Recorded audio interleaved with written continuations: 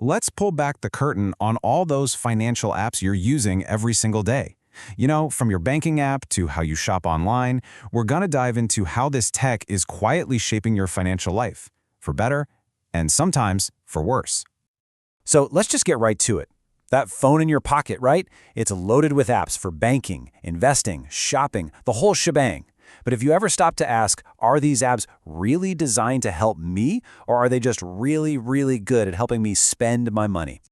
And that kind of gets us to the core idea we're exploring here. Look, technology has made our lives better in a million ways, no doubt about it.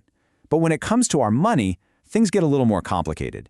It can be an amazing tool, for sure, but sometimes it's actually working against our own best interests. So to really get a grip on fintech's impact, you have to appreciate just how unbelievably fast all of this happened.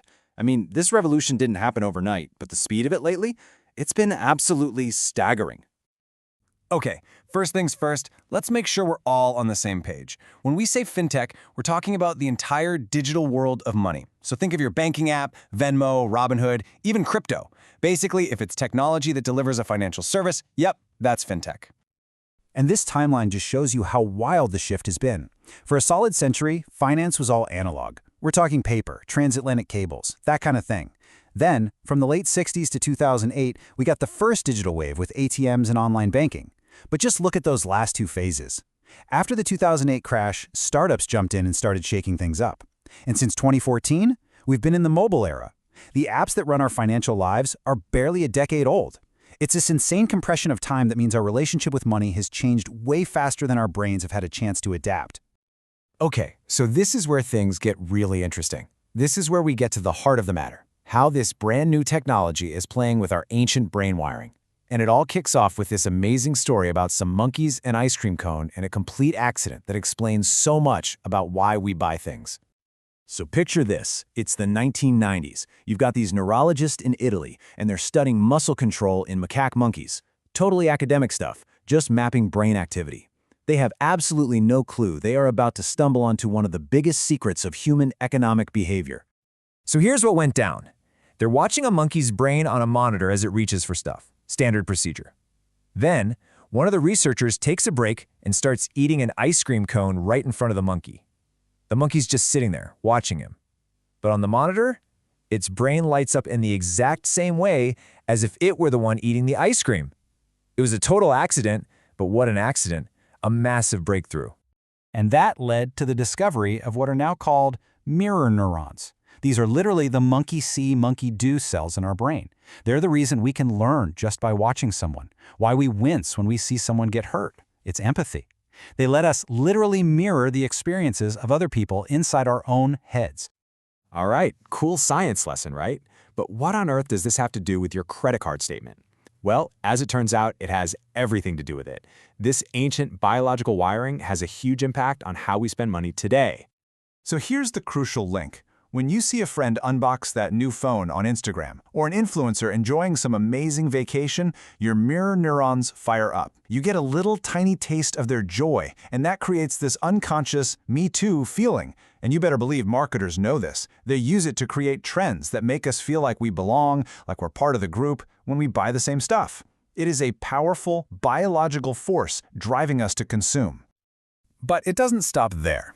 Technology doesn't just trigger our mirror neurons, it also pours gasoline on all these other little glitches that are already in our mental software. I'm talking about cognitive biases. The mental shortcuts our brain takes all day long. And as you're about to see, fintech is practically built to supercharge them. And this table just lays it out perfectly. Fintech apps totally prey on our loss aversion. You know that feeling where losing hurts more than winning feels good? Well, showing you every tiny market dip in real time makes you want to panic sell.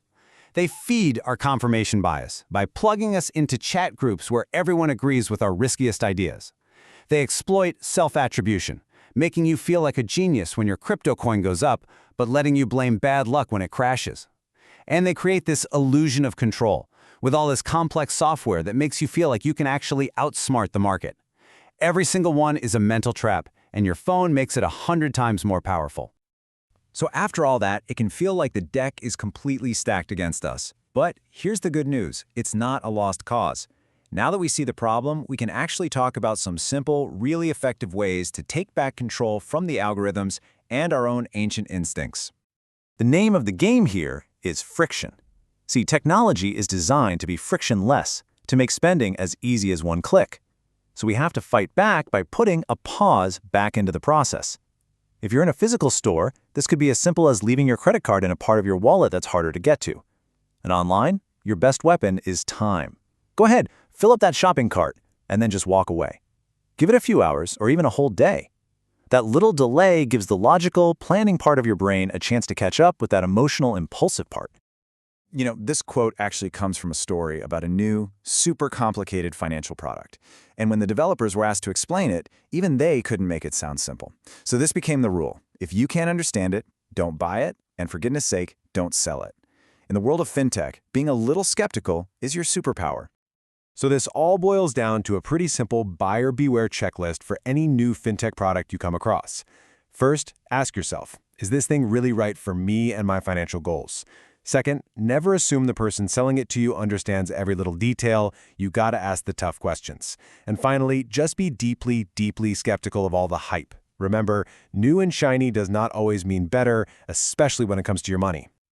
And really, this is what it all comes down to, isn't it? Every app, every single notification, every algorithm is in a battle for your most valuable resource, your attention. They want you to look, to click, to spend. So now that you know how it all works, the final question is really for you. How are you going to choose to pay it? With your time, your money, or with your conscious, deliberate choice?